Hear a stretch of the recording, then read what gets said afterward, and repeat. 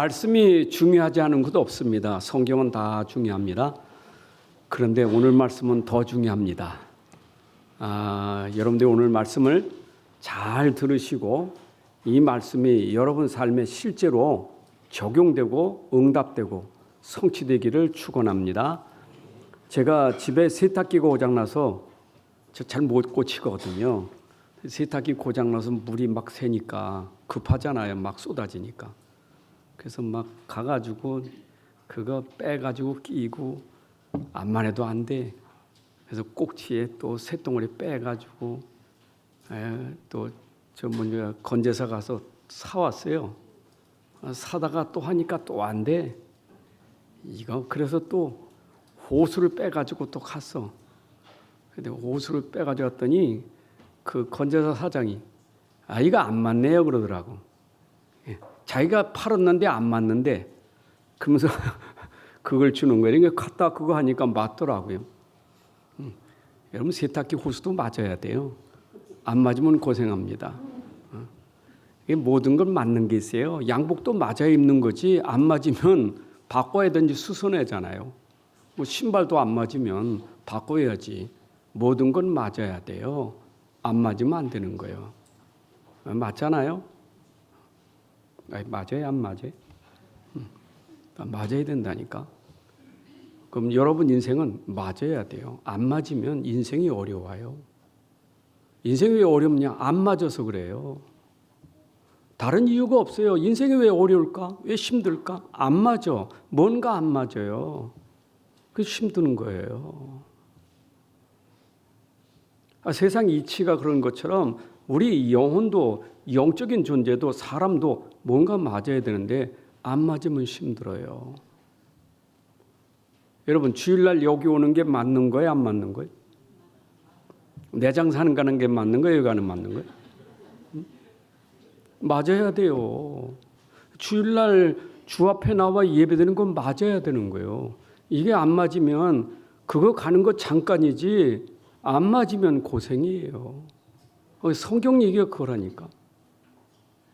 우리 인생은 성경과 맞아야 돼요. 하나님이 이거 우리에게 맡겨주시려고 성경 준 거예요. 모든 게 다 성경적이어야 돼요. 그렇죠? 설교도 성경적이어야 되고 기도도 성경적이어야 되고 전도도 성경적이어야 돼요. 여러분 삶이 다 성경적이어야 돼요. 성경과 안 맞으면 다 틀린 거예요. 그렇잖아요. 설교 아무리 잘해도 성경과 안 맞으면 그건 틀린 설교예요. 기도도 마찬가지예요. 전도도 마찬가지고 여러분의 삶이 성경과 안 맞으면 그건 다 안 맞는 거예요. 그 성경은 뭡니까? 하나님 말씀이잖아요. 그 말씀하고 나하고 맞는 게 사는 거예요. 아담과 하와가 왜 힘들었어요? 왜 고통받았어요? 예? 많이 들었잖아요. 말씀하고 안 맞으니까. 말씀도 쳤고 말씀 떠났잖아요. 지금 이 땅에 있는 불신자들이 왜 힘들까요? 돈입니까? 사람입니까? 근본이 뭐예요? 근본이 뭐냐고요?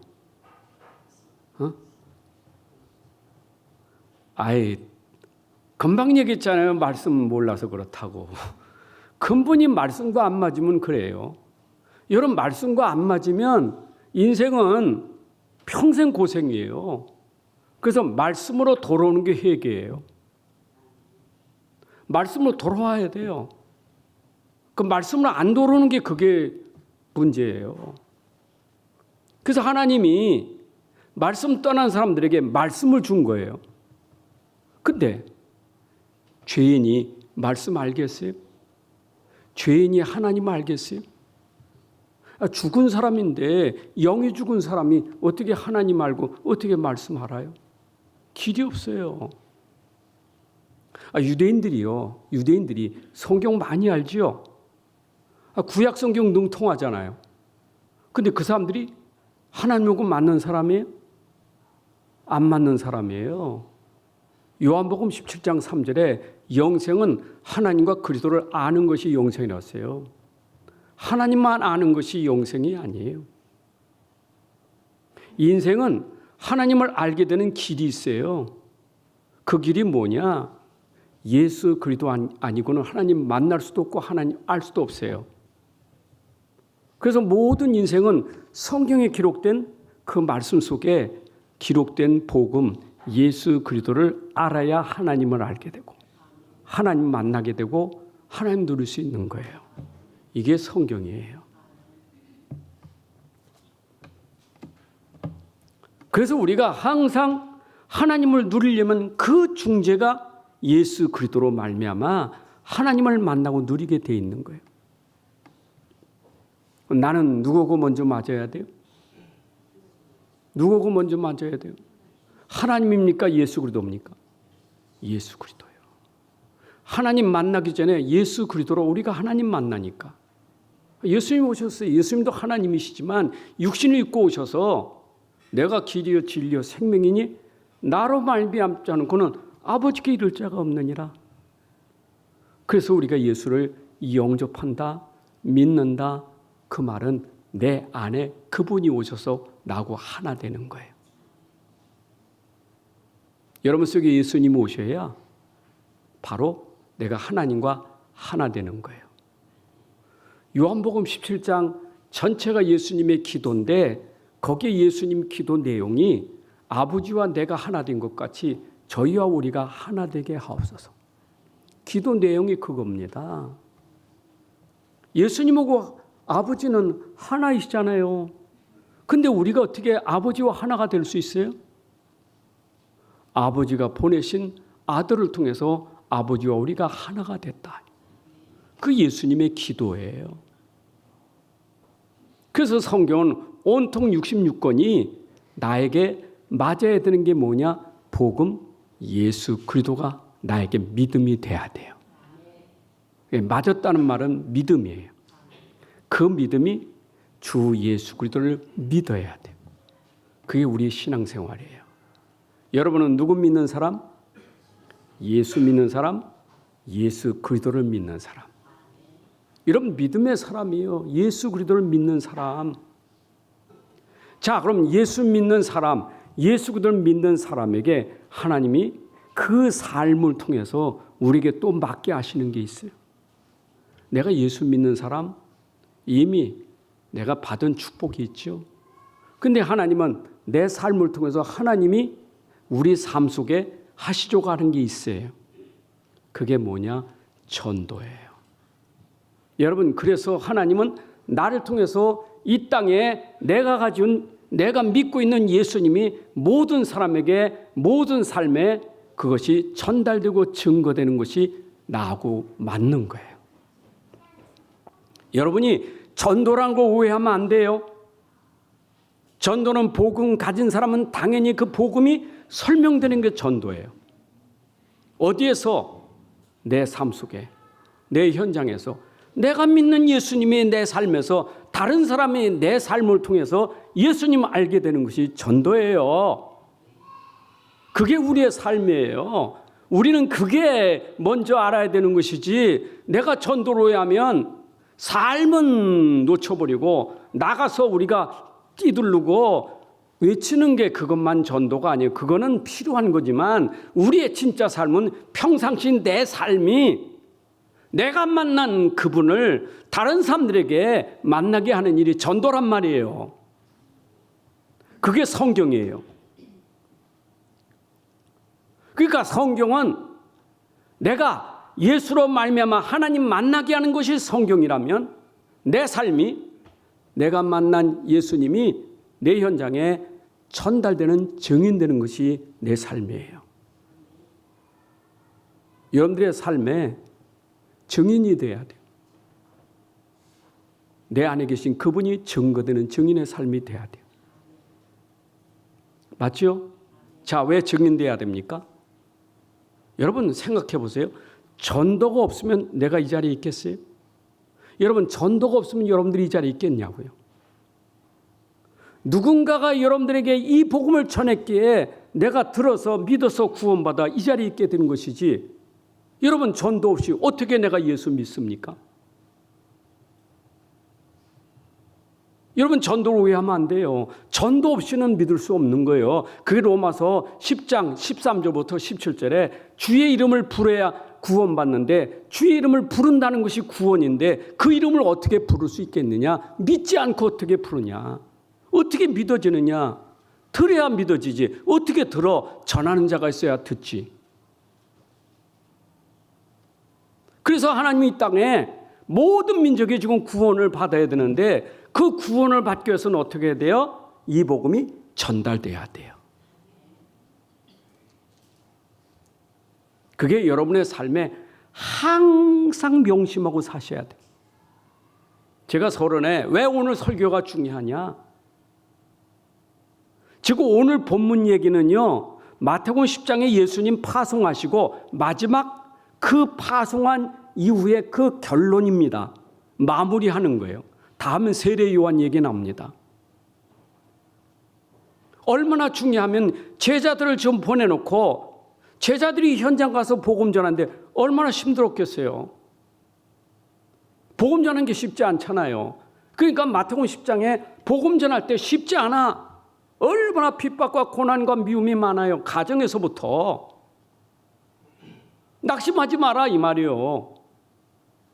핍박자도 있지만 너희를 영접할 자, 환대할 자도 있는다 이 말. 그래서 복음 전하는 사람도 축복이지만 복음 전하는 사람을 내가 환대하고 영접하는 것도 축복이다. 지금 오늘 본문 그 얘기예요. 여러분 생각해 보세요. 우리 현장에 왜 우리가 복음 전해야 됩니까? 하나님 왜 우리를 복음 전하는 자로 세우셨습니까? 우리 현장에 지금도 복음 모르는 영혼들이 많기 때문에. 하나님은 육신이 아니요 영혼이에요. 하나님은 한 영혼을 사랑하시는 거예요. 그 영혼이 어떤 영혼이에요? 복음 놓친 영혼. 여러분 누가복음 15장이 잃어버린 한 영혼을 찾기 위해서 비유로 3가지 말씀하셨죠. 양 100마리가 있는데 한 마리 잃어버리면 99마리 우리에 두고 한 마리 양을 찾지 않겠느냐. 물론 99개도 중요하지만 한 마리도 중요하다 이 말이에요. 하나님이 보시는 것은 99도 중요하지만 그 한 마리 양이 중요하다. 그 양을 찾으라. 그 양을 성경에서는 하나님의 자녀들을 양으로 비유하는 거예요. 잃어버리는 하나님의 자녀.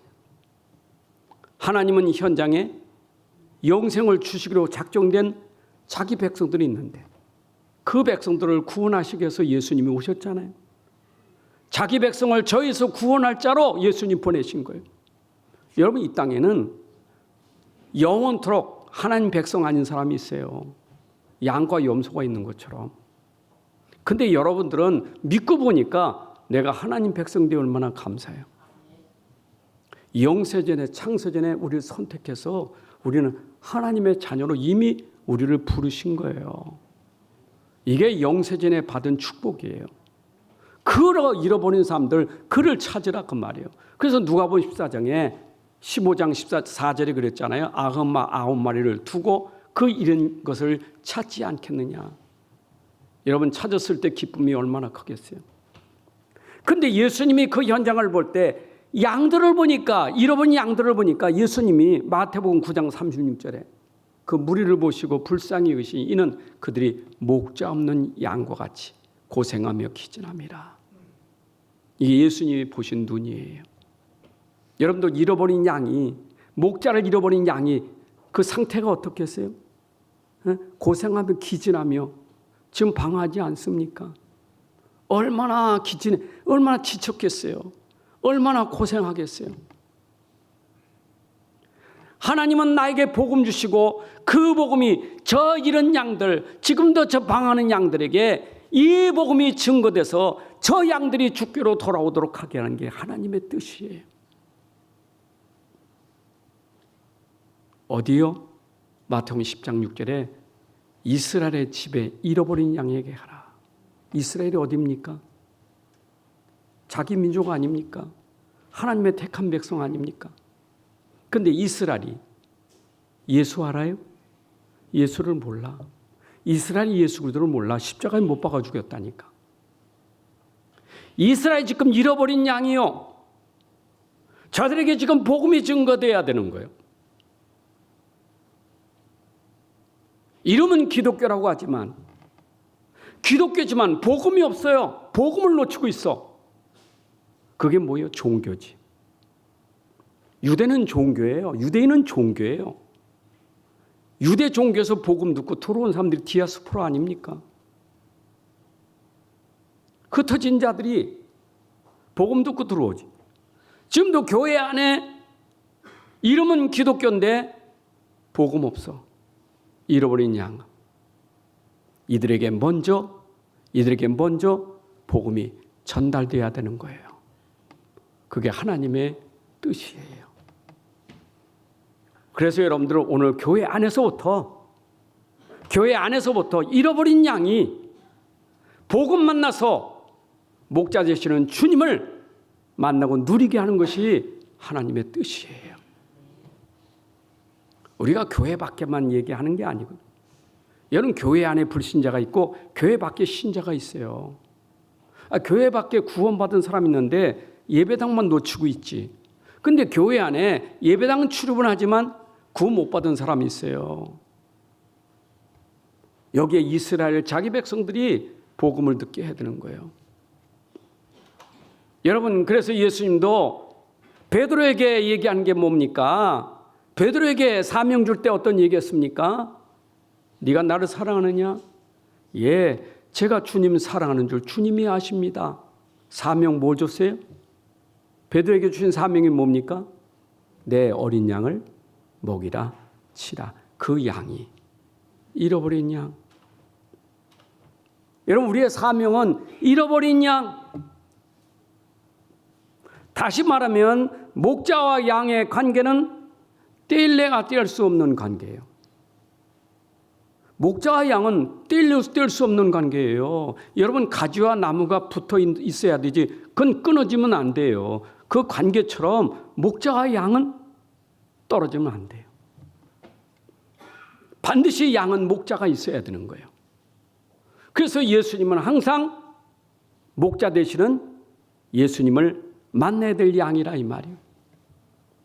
자, 그러면 이 양들이 어디까지 있습니까? 우리에게 이 양들을 살리기 위해서 우리에게 전체를 보게 하신 거예요. 그게 바로 237개 나라 5천 종족이 그 가운데 잃어버린 양이 있다 그 말이에요. 그래서 복음 가진 사람은 그 마음에 어디까지 눈이 열려져야 되느냐? 내가 있는 예루살렘부터 유대 사마리아 땅끝까지 여기에 우리가 눈이 열려져야 돼요. 왜냐? 하나님은 나를 통해서 저 땅끝까지 보게 하시는 거예요. 여러분, 마태복음 24장 14절에 이게 그거 아닙니까? 여러분, 3차 대전이 일어나서 지구가 멸망당합니까? 지구가 끝나는 게 3차 전쟁 때문에 지구가 끝나나요? 그런 법이 없어요. 성경은 그렇게 말하지 않아요. 세상에 별일, 전쟁, 3차, 4차 별거 터져도 이 천국 복음이 모든 민족에게 증언되게 하여 온 세상에 전파되리니 그제야 끝이 오리라. 여러분, 전쟁으로 끝나는 게 아니라 복음이 온 세상에 전파되어야 끝이 오리라. 그래서 우리에게 이 사명을 준 거예요. 지금 여러분들이 전도한다는 말이 아닙니다. 여러분 가슴에 주님의 마음과 주님의 소원이 여러분 속에 담겨져 있어야 돼. 온 세상의 영혼에 대해서 여러분들이 담겨져 있어요. 이거 보세요. 한 가지 예를 봐도 우리가 맨날 눈앞에 이것만 보는 사람, 그 다음 보질 못해. 그 다음을 보지 못해. 마치 큰 바다는 보지 못하고 맨날 냇물만 보고 있는 사람. 이 사람은 어떤 사람이 되겠어요? 응? 냇물에는 피레미, 송살이 있잖아요. 큰 고기 올 수가 없어요. 그래서 우리는 냇물 보는 게 아니요. 이것을 통해서 우리는 참 먼 바다 보는 거지. 우리는 오늘을 보면서, 나를 보면서, 내 가정을 보면서, 내 교회를 보면서 어디까지 눈이 열려져야 되느냐? 저 세상, 온 세상까지 보는 눈이 열려져야 돼요. 그래서 예수님 부활하셔서 제자들에게 그 눈을 열어주신 거예요. 그게 예수님 부활하셔서 눈 열어주신 메시지가 뭡니까? 부활하셔서 주신 메시지, 그게 마태복음 28장 복음서의 끝마무리 아닙니까? 마태복음 28장 19절에 뭐라 했어요? 너희는 가서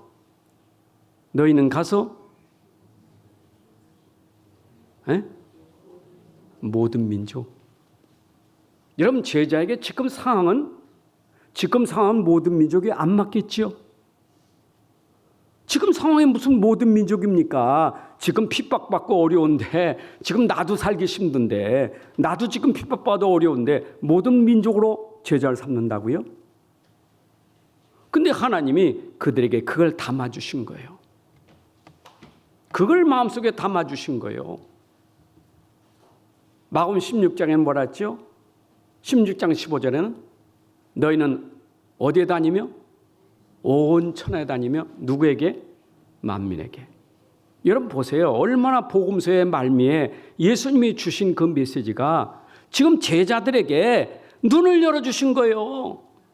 나만 보지 말고, 내 동네만 보지 말고, 내 교회만 보지 말고 눈을 좀 열어서 멀리 보면, 지금 여기에서 지금 우리가 문제 때문에 갈등할 시간 없어요. 모든 민족이 여기서 갈등하면 죽어요. 맨날 우리가 집에서 싸움하다가 결국 세계를 다 놓치지. 여러분, 싸우다 우리는 눈 열린 세계를 보면 싸우는 걸 넘어설 수 있는 거예요. 안 그래요? 우리 눈이라는 것이 이렇게 넓게 봐야 돼요. 아니, 누가복음 24장 47절에도 복음서 보세요. 누가 24장 47절에 그의 이름으로 제사함을 받게 하는 회개가 예루살렘에서 시작해서 어디까지? 모든 족속에게 전파될 것이니. 예루살렘부터 시작된 회개가 모든 족속에게. 여러분, 이렇게 복음은 처음부터 제자로 불러서 너로 모든 민족, 만민, 땅끝까지 심어주신 거예요. 여러분, 아브람 부를 때 아브람에게 심어준 게 뭡니까? 아브람, 나와. 네 본토 친척 아비 집 떠나서 나와. 그리고 내가 지시할 땅으로 가. 그러면 내가 너로 어떻게 만든다고요? 어떻게 만든다고요? 응? 너로 모든 민족, 만민이 복을 받게 할 것이다. 여러분, 그게 그 당시에 그 메시지 들을 때는 이해가 안 되지요. 오늘 우리가 그럴 수 있어요. 지금 나도 힘든데, 내 하나 몸도 가누기 힘든데, 아니, 나 가지고 세계복음 한다고? 나 가지고 2, 3, 7, 5천족 살린다고요? 여러분, 그 불신하는 사람 가지고 쓰신 적이 없어요. 그 말씀에 믿는 자가 쓰임 받았지. 여러분 보세요. 베드로가 어디까지 못 갔습니까? 땅끝까지 못 간 거예요. 예루살렘은 설교했어요. 유대 지방은 설교했지만 베드로가 어디서 이방인들 만나가지고, 그게 사도행전 1장 8절이고 그게 마태복음 28장에서 주었던 얘기인데 그건 싹 잊어버리고 이방인 만난 거 가지고 부끄러워서 말이에요. 이래저래 또 핑계를 대잖아요. 내가 만나고 싶어 만난 게 아니고 보자기가 내려와서 먹다 보니 그때 음성이 들이기를 이방인들도 구원받을 자, 그래서 내가 그때 한 것이지. 여러분, 그때 그 얘기 들으면 당장에 얘기할 거 아니에요. 예수님께서 말씀하셨다. 저 이방인들이 성령 받는 것이, 그게 바로 주님이 이미 말씀하신 거예요. 이랬으면 될 텐데. 그러니까 선교할 수 있는 사람을 하나님이 딱 선택했는데 그 사람이 누구요? 바울이에요. 바울은 그거 알았어요? 몰랐어요? 바울은 벌써 이미 들어서 예수님이 말씀하신 그 약속, 땅끝까지 증인되리라, 그것이 마음에 들어왔기 때문에 그 가슴을 안고 있었던 그를 바나바가 불러다가 안수하고 선교사로 파송해서 그 당시까지는 억지로 선교했지만 바울은 자원하여 선교사로 파송되는 최초의 선교사가 됐고 로마 선교할 수 있는 응답을 받은 거예요. 믿습니까? 여러분 오늘도 여러분 마음속에 있으면 하나님이 여러분 수준하고 상관없어요. 그 마음을 가진 사람, 그 믿음을 가진 사람 가지고 하나님은 세계를 복음한다 그 말이에요. 그래서 어릴 때부터 우리 아이들이 큰 그릇 되게 만들려면 어릴 때부터 세계라는 것, 전 237개 나라는 것을 알게 줘야 돼요. 어릴 때부터 그런 그릇이 되면 그 아이가 세계화되고 세계 복음하는 거예요. 하나님이 그렇게 하신다니까. 증인이 되리라. 네가 증거할 거 아니고 내가 증인이 되리라. 증거를 주어서 증인 되게 할 것이다. 어떤 사람이요? 믿음 가진 사람. 맞아요. 그런데 지금 마태복음 10장에 오면서 예수님이 현장 보내시면서 현장 가면 어려워. 핍박도 있고 고난도 있고 너를 미워해 진짜 많아. 그걸 미리 가르쳐줬어. 마태복음 10장 17절에 그랬잖아요. 사람들을 삼가라. 사람들 조심해. 어떤 사람들, 그 사람들이 너희를 공회에 넘겨주겠고 그들이 회당에서 채찍질할 거예요. 종교재판에 그리고 채찍질하는 자리 그리고 나 때문에 너희를 총독과 임금들 앞에 끌려가리니 그들과 이방인들에게 네가 증거가 되려 함이라. 22절에 또 너희가 내 이름으로 말미암아 모든 사람에게 미움을 받을 것이다. 아예 보내기 전에 이 얘기를 않고 보낸 거예요. 보냈더니 진짜 그랬어요? 안 그랬어요? 진짜 그랬잖아요. 주님 말씀대로. 그런데 너희들이 주님 말씀대로 그렇게 갔는데 오늘 본문 얘기예요. 갔는데 그 중에도 너희를 영접하는 자가 있지 않느냐. 너희를 영접하는 것은 곧 나를 영접하는 것이고 나를 영접했다는 것은 나를 보내신 하나님을 영접하는 것이다. 여러분 이게 제자들의 위로가 되는 거예요. 그렇잖아요. 아니 내가 가서 복음 전하다 보니까 나를 영접하는 사람이 있어. 근데 주님이 보내셨거든.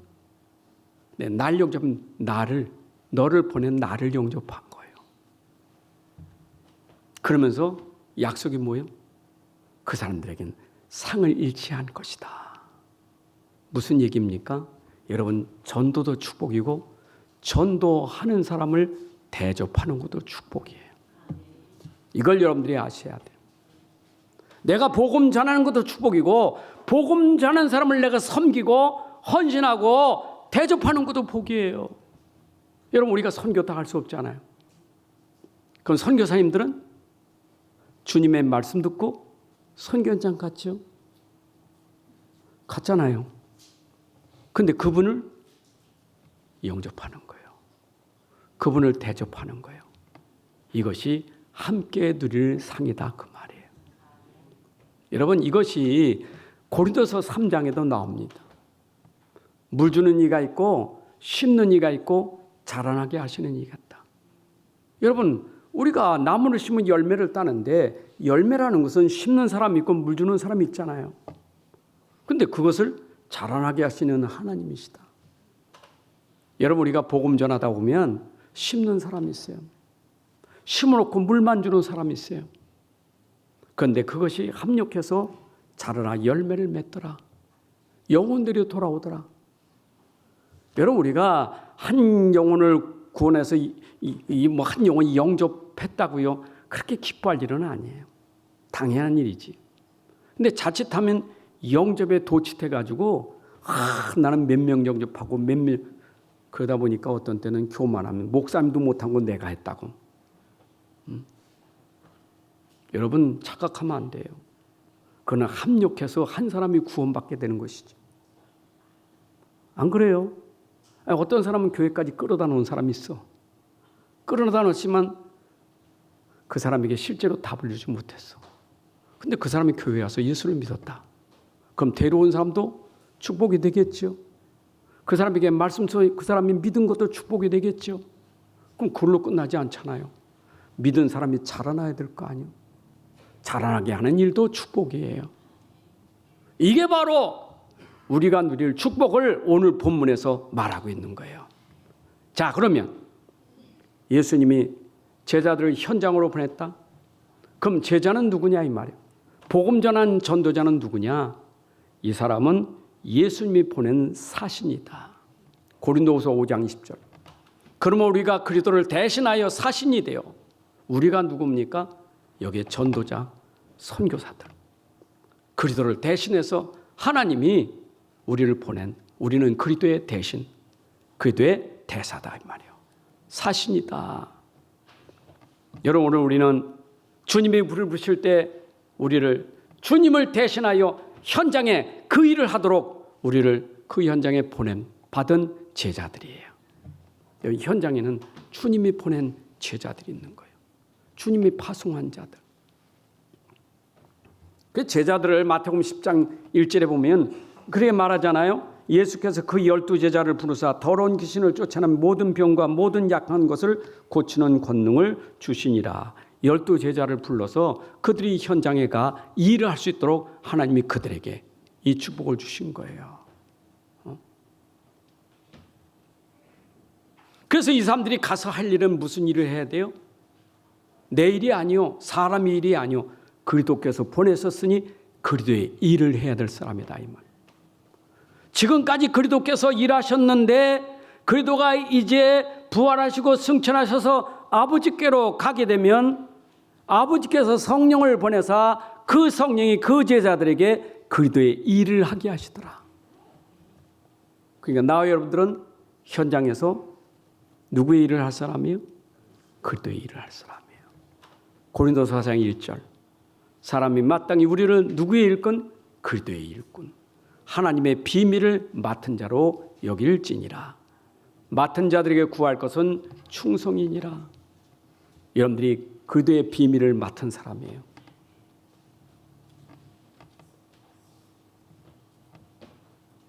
여러분 사도행전 9장 15절에도 바울을 선택할 때 그 바울을 통해서 하나님이 하시려고 하는 일이 있었어요. 9장 15절 주께서 이르시되 가라 이 사람은 내 이름을 이방인과 내 이름 예수 그리스도의 이름 이방인과 임금들과 이스라엘 자손에게 전하기 위하여 택한 나의 그릇이라. 여러분 사도 바울도 하나님이 그 이름을 전하기 위해서 예수 그리스도의 이름을 전하기 위해서 하나님이 택하셨다. 누구에게? 이방인과 임금들에게 전하기 위하여 택하는 그릇이다. 여러분들이 오늘도 하나님 부를 때 이유가 있는 거예요. 전하기 위하여 우리를 부르신 줄로 믿습니다. 우리 현장에 이 복음 전하기 위해서 우리를 부르셨다. 그런데 이 일을 할 때 이것이 오늘 이 일을 하는데 이 일이 끊어지지 않는 계속되는 일이요. 예수 그리스도는 어제도 일하셨고 오늘도 일하시고 영원도 일하시는 분이요. 내가 그리스도의 일이 오늘만이 아니요. 이 그리스도의 일은 구약 시대도 그리스도의 일이 있었고 지금도 그리스도의 일이고 영원까지 그리스도의 일이에요. 히브리서 13장 8절에 예수 그리스도는 어제나 오리라 영원토록 동일하시니라. 그래서 하나님은 구약에 누구를 통해서 일하셨느냐? 선자를 통해서 예수 그리스도를 전하기 위해서 선자를 쓰신 거예요. 여러분 구약에도 누구를 통해서 구원하셨어요? 선자가 예수 그리스도의 복음을 통해서 구원하시기를 원하셨던 거예요. 그런데 예수님은 오셔서 또 누구를 통해서 일하시느냐? 그것이 마태복음 5장 11절에 보니까 나로 말미암아 누구로? 예수로 말미암아 너희를 욕하고 박해하고 거스로 너희를 거슬려 모든 악한 말을 할 때는 너희에게 복이 있나니. 여러분 우리들은 제자들은 예수 이름 때문에 핍박받고 고난받으면서 세상을 살리는 거예요. 이것이 주님이 부르신 이유예요. 너를 미워하긴 나를 미워했고 내가 너희를 보낸 것은 너희를 통해서 나의 일을 하기 위해서 보냈는데 너희가 미움받고 핍박받고 고난받을 것이다. 여러분, 그러므로 내가 고난받는 것은 누구 때문이요? 그리스도의 일 때문에. 그러면 주님이 우리를 얼마나 귀하게 여기시겠어요? 아니, 나 때문에 고난받는 제자들 보고 주님이 얼마나 기뻐하시겠냐고요. 여러분 보세요. 스데반 집사가 막 주님을, 그 예수 그리스도를 전하잖아요.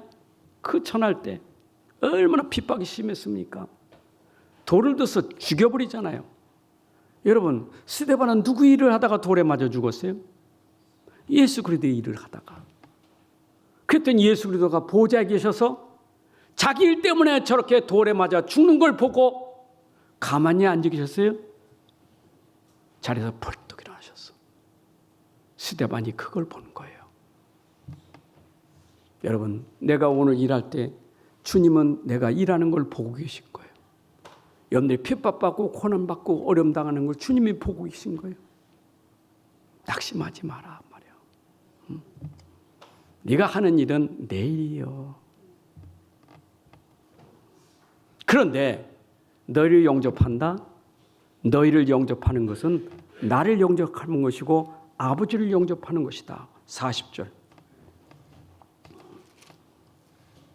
너희를 영접하는 자는 나를 영접하는 것이고 나를 영접하는 자는 나 보내신 이를 영접하는 것이니라. 여러분, 오늘도 진짜 예수님이 영접한다는 것은 제자들 영접한다는 것은 제자를 보낸 예수님을 영접하는 것이고, 예수님을 영접했다는 것은 예수님을 보내신 아버지를 영접하는 것이다. 나는 아버지와 예수 그리스도와 함께 이 귀한 사역을 하는 사람들이에요.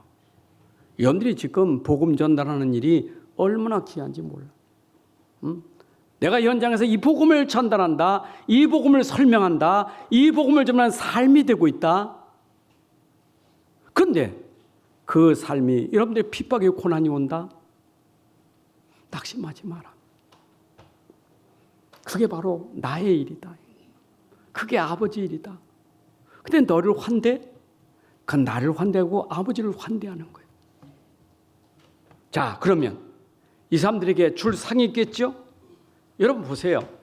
전도자가 가서 일을 하는데 그 영접하는 사람 있잖아요. 전도자를 영접하는 사람, 전도자를 환대하는 사람, 어떻게 될까요? 상이 있을 것이다. 42절, 41절. 선지자의 이름으로 선지자를 영접하는 자 선지자의 상을 받을 것이요 의인의 이름으로 의인을 영접하는 자 의인의 상을 받을 것이다. 여러분, 반대로 말하면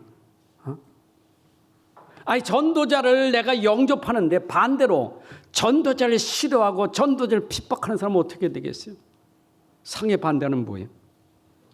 예? 벌이요 벌. 벌 받으면 안 돼요.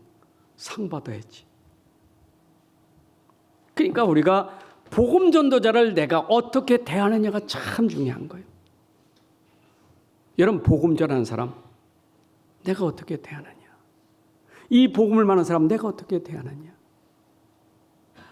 그분을 내 마음속에 환대하고 기뻐하고 여러분들이 잘 한다면 하나님의 상이 주어질 것이고, 도리어 그 사람을 싫어하고 자꾸 반대하고 자꾸 하면 벌을 받아요.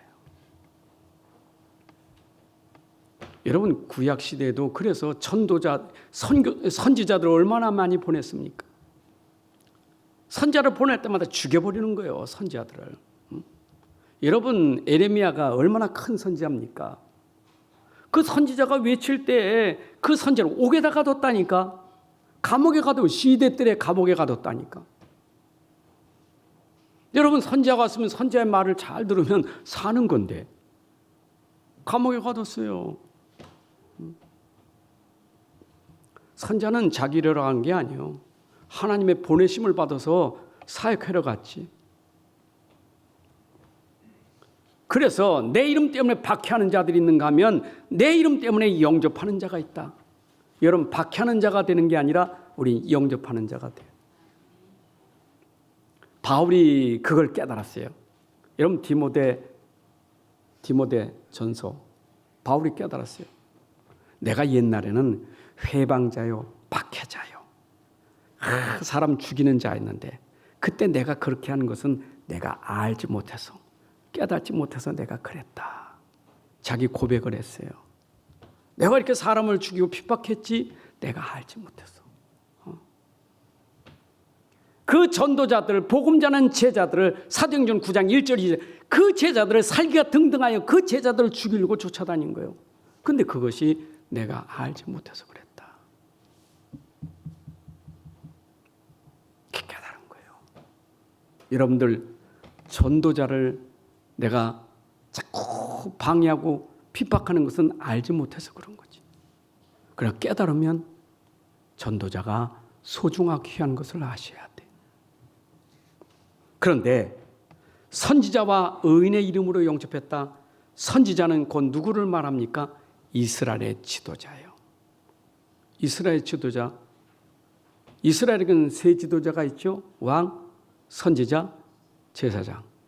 근데 이 선지자는 하나님의 기름을 부음받은 자예요. 기름 부음받은 선지자. 하나님이 세우셨다 그 말이에요. 그러면 이 선자를 돕는 자, 이 사역을 돕는 자가 어떻게 했어요? 하나님의 기름 부음 받은 선지자, 하나님의 기름 받은 왕을 도울 때 어떻게 했어요? 여러분 왕상 18장 4절에 선지자를 도왔던 오바다가 나와요. 오바다가 얼마나 축복을 많이 받았습니까? 선지자를 도운 것 때문에. 선지자를 도웠어요. 엘리야 선지자를 도왔잖아요. 하나님이 보내신 선지자 알고 도운 거예요. 그게 상이 된 거예요.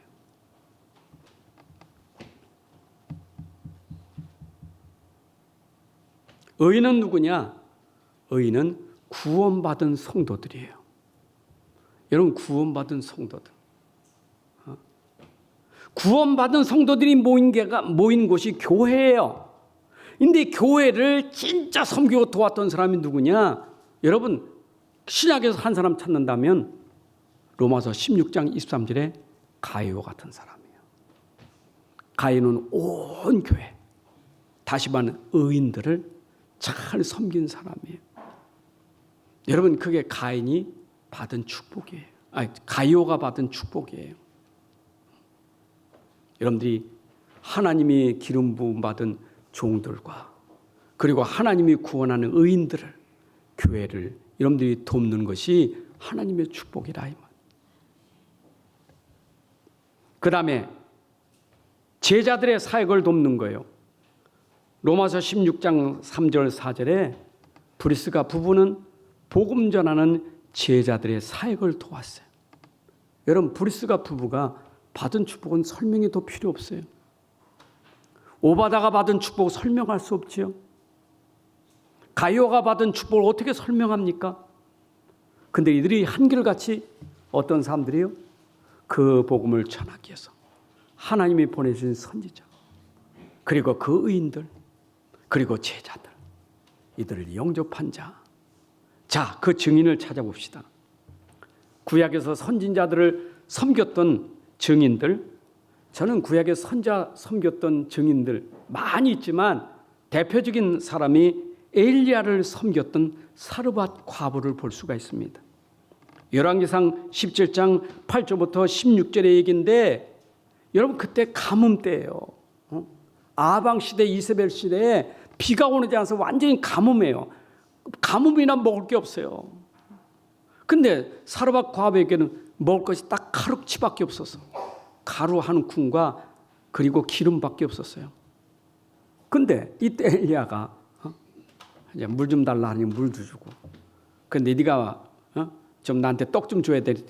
아유 그러긴 근데 오늘 내가 먹을 게 우리 아들하고 같이 먹고 이제 오늘 죽으려고 하는데 먹고 이제 죽을 거예요 없으니까. 그랬더니 엘리야가 축복한단 말이에요. 그거 나한테 가져와. 나 대접하면 그리고 그때 내가 너에게 먹을 거 줄게. 믿음을 가지고 대접하잖아요. 여러분 사르밧 과부가 그 엘리야에게 믿음을 가지고 물도 대접하고 떡도 대접했는데 그 뒤에 엘리야가 축복했는데 가뭄이 끝날 때까지 그에게 물이 양식이 없어지지 아니하더라. 여러분 그만큼 선자를 두었던 사르밧 과부가 그 축복을 받았어요. 아멘. 그만큼 하나님이 보내신 주의 종을 대접을 한 거예요. 자, 오바다를 봅시다. 열왕기상 18장 3절 13절입니다. 여러분 그 당시에 그 엘리야의 제자들 선지자들을 숨긴다는 것이 쉽지 않아요. 아니 지금 아합의 예세벨이 지금 선자 죽이려고 쫓아다니는데 엘리야를 죽이려고 쫓아다니는데 그런데 엘리야의 그 선지자들을 말이요. 이거를 굴에다가 100명을 넘어 한 곳에 숨기려니까 너무 들킬 것 같아서 50씩 나눠서 숨겨놓고 떡과 물을 제공한 거예요. 여러분 그게 쉽지 않은 거예요. 쉽지 않은 그 일에 헌신했던 오바다, 성경에 기록될 만큼 하나님의 축복을 누린 사람 아닙니까? 아멘. 수넴 여인을 봅시다. 열왕기하 4장 8절에서 16절에 수넴 여인. 이 수넴 여인은 선지자 엘리사를 도운 사람이에요. 그런데 엘리사가 수넴 여인 집을 왔다 갔다는 걸 보니까 저분은 하나님의 사람 주의 종인데 남편을 불러서 여보, 저분이 선지자인데 하나님이 세운 선지자인데 우리 방 하나 만들어 가지고 우리 옥탑에 방 하나 만들어서 저 선지자가 거할 수 있도록 합시다. 남편하고 상의했어. 그래가지고 방 하나 만들고 거기다가 이 엘리사 선지자가 갈 수 있도록 책상을 준비하고 침대를 준비하고 의자를 준비하고 모든 걸 준비해서 촛불까지 준비하고 다 준비해놓고 여기서 유하소서 이렇게 놓고 제공한 거예요. 그러니까 엘리사 입장에서 얼마나 고마워. 지금 다니는데 이 유숙할 수 있는 집이 있다니. 그래서 그 집에 이제 들어갔어. 그렇게 지냈어요. 근데 자기의 부하 좋은 게하시에게 저 수넴 여인에게 한번 물어봐라. 저 여자 소원이 뭐가 있는 거 물어봐라. 만약에 소원이 있다면 내가 왕이나 사령관에게 얘기해서 도와줄 건데 물어봐라. 물어봤어요. 그랬더니 수넴 여인 하는 말이 저는 이 백성들과 함께 거하는 것으로 만족합니다. 이렇게 말하는 거예요. 왕한테 얘기하면 금방 될 건데 이래 얘기하는 거예요. 그러니까 게하시 다시 부른 거예요. 진짜 저 수넴 여인이 지금 간절히 원하는 게 뭘까? 남편은 나이도 많고 근데 저 집에 아이가 없어요. 그러냐? 알았다. 그러면 그 집에 내가 아이를 주겠다 해가지고 가서 엘리사가 내년 이맘때 아이가 있을 겁니다. 아들을 줄 겁니다. 엘리사 날 속이지 마세요. 내가 나이가 몇 살이고 지금 이런데 무슨 아들을 준다고요? 근데 1년 후에 아들을 주신 거예요. 얼마나 감사해요. 근데 이 아들이 자라나가지고 아버지고 저 밭에가 일하다가 갑자기 아들이 머리 아파. 아빠 머리 아파. 이래가지고 빨리 들어가. 그래가지고 그 아들이 엄마한테 와서 무릎에서 머리 이제 아프니까 이러고 있는데 갑자기 죽어버렸어. 이랬더니 이 수넴 여인이 얼마나 속상하겠어요. 그래가지고 남편한테 얘기하니까 남편한테 나 빨리 가서 그 엘리사 만나가지고 내가 얘기를 해야 되겠다고. 낙이 하나 준비해달라고. 그래 낙이 탁 꺼가지고 엘리사한테 아니 내가 언제 아들 달라고 했습니까? 아들을 줘놓고 이게 뭡니까? 아들을 죽이려고 했습니까? 아들 죽이려고 날 이렇게 줘놓고 말은 내가 이게 뭐냐고. 그랬더니 엘리사 얘기야. 내가 가서 살려줄게. 그러면서 자기는 안 가고 종을 게하시한테 부탁하는 거예요. 내 지팡이를 줄 테니까 지팡이 가지고 와서 절대 말은 아무 소리 하지 말고 조용히 가. 조용히 가서 지팡이를 싹 얹으면 고쳐질 거예요. 그 지팡이는 구약의 지팡이는 의미가 있잖아요. 그렇죠? 얹으면 살아나요. 그리고 또 보내놓고 엘리사가 뒤를 졸졸졸 쫓아갔어. 쫓아가서 직접 엘리사가 죽은 그 아들이 있는 방에 들어가서 다 내쫓았어. 아들하고 엘리사만 있는 거예요. 엘리사가 그 아들을 눕혀놓고 엎드려서 입에다가 뭐에다 다 신체를 몸을 다 대가지고 따뜻하게 했어. 그래도 꿈틀꿈틀해. 그러니까 빙빙 돌아다 엘리사가 몇 번을 했느냐? 7번을 또 와서 엎드려서 또 몸을 따뜻하게 하고. 그때 재치기를 애치더니 벌떡 일어나 버렸어. 이래가지고 살아나서 자기 엄마 수냄 여인을 불러가지고 아들 살았다. 이래가지고 얼마나 기뻐했는지. 여러분 이렇게 대접했다가 아들도 받고 죽었다가 다시 살아난 체험도 하고 이런 능력을 체험하는 응답 받은 거예요. 여러분 이것이 참 주의 종의 능력은 대단해요. 하나님이 하시는 능력이잖아요. 자, 그런데 이런 대접에게 주님이 하신 약속이 뭐냐? 42절. 누구든지 제자 이름으로 이 작은 자 중 하나에게 냉수 한 그릇 주는 자도 내가 진실로 너희로니 그 사람이 결단코 상을 잃지 아니하리라. 여러분 냉수 한 그릇 대접했는데도 상을 잃지 않겠다. 여러분 고린도서 15장 58절에도 부활의 주님이 약속한 게 있어요. 내 사랑하는 여들아 견실하면 흔들지 말고 항상 주의 일에 덕 힘쓰는 자들이라. 너희 수고가 주 안에서 헛되지 않은 줄을 알미라. 내가 주를 위해서 일한 것이 헛되지 않는다. 냉수 한 그릇도 내가 상을 잃지 않겠다. 여러분 그렇다면 오늘도 전도자 주의 종들을 여러분들이 어떻게 여러분들이 대해야 되겠습니까? 데살로니가전서 5장 12, 13절. 형제들아 우리가 너희에게 구하노니 너희 가운데 수하고 주 안에서 너희를 다스리며 권하는 자들 주의 종들이에요.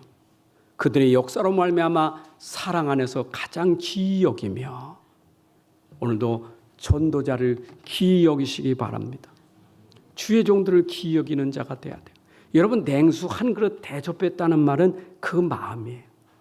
귀히 여기니까 한 거예요. 그런데 내가 그분을 대접할 수 있는 그런 여건이 안 돼. 내가 할 수 있는 것은 냉수 한 그릇밖에 없어. 냉수 한 그릇. 아무것도 할 수 없는데 냉수 한 그릇이라는 것이 내 마음에 담겨서 대접했잖아요. 그것이 상이 되었더라 이 말이에요. 자, 그런데 고린도서 16장 16절에 보니까 그들의 수고와 헌신을 잊지 마라. 16장 16절 이 같은 사람들과 또 함께 일하며 수고하는 모든 사람들에게 순종하라. 여러분 전도자의 수고를 잃지 말아야 돼요. 히브리서 13장 17절에 말입니다. 너희를 인도하는 자들 순종하고 복종하라. 그들은 너희 영혼을 위하여 경성하기를 자신들이 청산할 자인 것 같이 하느니라. 그들로 하여금 즐거움으로 이것을 하게 하고 근심으로 하게 하지 말라. 그렇지 않으면 너희에게 유익이 없느니라. 반대로 너희에게 유익이 있으려면 그들이 근심하지 않고 기쁨으로 그 일을 할 수 있도록 너희가 그 수고를 함께하라 그 말이에요. 이 축복 받으시기를 바랍니다.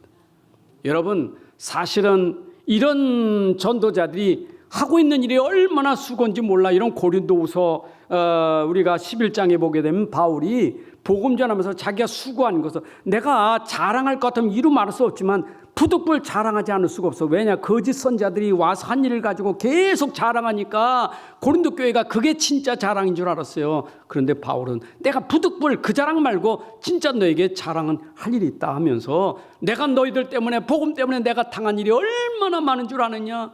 배고픔도 있고 내가 굶주림도 있고 내가 추위와 그리고 감옥의 위험과 매맞음과 이런 일로 인하여 너희를 위하여 내가 헌신한 거 그거 잊지 말라고. 난 그렇게 수고했어. 그래도 내가 이것을 자랑치 않아. 내가 자랑할 것은 그리도밖에 없다. 그런데 그게 바울이 헌신했던 거예요. 여러분 저는 갈라디아 4장 19절에 보게 되면 갈라디아 교회들이 복음 들어놓고 얼마나 흔들렸습니까? 복음 들어놓고 금방 거짓 사도가 와가지고 간지럽게 하니까 복음 싹 잊어버리고 육신 돌아가니까 바울이 조금 화가 났어. 갈라디아 메시지는 바울에게 조금 속에서 나오는 막 열정적인 그런 화가 나오는 메시지예요. 어리석은 사람들아 하면서 막 얘기하잖아요. 너희가 그렇게 복음을 듣고 어째 다른 복음에 넘어가느냐? 갈라디아 4장 19절에 나의 자녀들아 너희 속에 그리스도의 형상을 이루기까지 다시 너희를 위하여 해산하는 수고를 하노니. 여러분, 남자는 해산해 해보지 못해서 모르지만 해산의 고통이 얼마나 큽니까? 저들이 그리스도의 형상을 이루기까지 나는 해산한 수고를 한다. 여러분, 주의 종들이 한 사람이 그리스도의 형상으로 세워질 때까지 그 해산한 수고가 있다는 것을 여러분들이 기억해야 될 줄로 믿습니다. 그러면서 대접하는 자에게 반드시 하나님이 상을 주실 것이다. 여러분, 대접은 축복이 되는 거예요. 로마서 12장에도 성도들의 쓸 것을 공급하며 손대접하기를 했습니다. 여러분, 대접은 우리 성도들이 받은 축복이에요. 대접을 받으려고 하지 말고 대접하는 자가 돼야 돼요. 왜 대접합니까? 은혜를 알아야 대접이 되는 거예요. 여러분, 감사함이 있어야 대접하는 거예요. 그리고 부족한 것을 채워주고 마음을 시원케 하는 대접이 있어요. 오늘 본문에 냉수 한 그릇이라도 주는 자는 내가 결코 상을 잃지 않는다. 여러분, 원래 효자는요, 그렇게 부모에게 잘해놓고 아이고 어찌 이렇게 부모님은 잘했냐. 여러분, 진짜 효자는 그럴 때 그럼요, 내가 얼만큼 많이 이러지 않아요. 내가 그렇게 했어도 제가 아직도 부모에게 하지 못한 게 너무 많아요. 그게 효자예요. 그렇잖아요. 여러분, 냉수 한 그릇 대접했다는 말은 내가 그렇게 많이 한 것 같은데 내가 한 것은 냉수 한 그릇 한 것 같아. 그런 마음이에요. 근데 그것도 너희는 작은 것 같지만 내게는 크다, 그 말이에요. 오해하지 마세요. 이런 거 가지고 또 부흥회 때 또 양복 한 벌 사라, 막 뭐 하라. 여러분, 그거는 내가 할 일이 아니에요. 여러분들이 말씀을 통해서, 주의 말씀을 통해서, 주의 말씀을 따라 내가 하는 것이지 사람에서 되는 게 아니에요. 그거 요구하는 자체가 그게 문제예요. 나도 주님 앞에 헌신할 종이지, 안 그래요? 제가 여러분들 대접할 사람이 돼야 되는 거예요. 그게 나지 대접받으려고 하는 거야. 그러나 여러분들 마음도 내 마음도 대접하는 자세를 가지라, 그 말이에요. 자, 결론입니다. 여러분, 모든 사람은 다 소중해요. 왜 소중하냐? 그 사람이 영혼이 소중하기 때문에. 여러분, 외모를 보지 마세요. 그 영혼이 소중하기 때문에 그래요. 여러분, 그 영혼이 소중해서 이 영혼을 살리기 위해서 누구를 보냈어요? 주의 종들, 전도자를 보낸 거예요. 여러분은 영혼 살리기 전도자를 보면 영혼 살리는 전도자는 뭐 해야 돼요? 말씀을 전달해야 되죠. 여러분, 그래서 주의 종은 할 일이 뭐예요? 말씀 전달해야 돼요. 복음 전달해야 돼요. 자, 하나 예를 들어봅시다. 여러분, 기쁜 소식을 전달해 주는 사람은 우체부예요. 그렇죠? 전쟁터에 나가 있는 아들이 편지를 써서, 근데 우체부가 그 아들의 편지를 부모에게 전달할 때, 여러분, 우체부가 중요해요? 편지가 중요해요? 우체부니까 인상도 좋고 인상도 더럽고 도로 가져가. 그렇습니까? 우체부는 상관없어.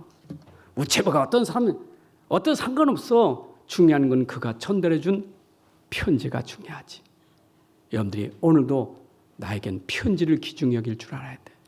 말씀을 귀중히 여길 줄 알아야 돼요. 아멘. 그래서 전도자가 전달한 그 말씀을 여러분들이 오늘도 받는다면 내가 살고, 그 전달한 전도자를 여러분들이 잘 섬기고, 그래서 하나님 나라 이 땅에 이뤄가는 주역이 되시기를 주님의 이름으로 축복합니다. 하나님 아버지, 감사합니다. 오늘도 우리에게 전달된 복음이 우리 안에 임하게 하시고, 이 복음이 우리 안에서 누림이 되고, 이 복음으로 우리가 증인되게 하여 주옵소서. 가는 곳마다 이 복음이 모든 사람들에게 전달되게 하셔서 모든 사람이 복음으로 살아나게 하여 주옵소서. 아니, 내 삶이 복음의 삶이 되게 하셔서 삶 속에 복음이 증거되는 증인이 되게 하여 주옵소서. 그리고 우리가 복음 전한 자를 소중히 귀중히 여길 줄 아는 믿음이 있게 하여 주옵소서.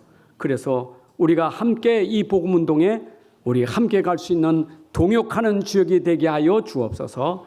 예수 그리스도의 이름으로 기도합나이다. 아멘. 이제는 우리 주 예수 그리스도의 은혜와 아버지 하나님의 크신 사랑과 성령의 인도 역사 충만하심이 오늘 함께 예배한 주의 자녀들 머리 위에 가정 위에 산업 속에 이제부터 영혼까지 함께 할지어다. 아멘.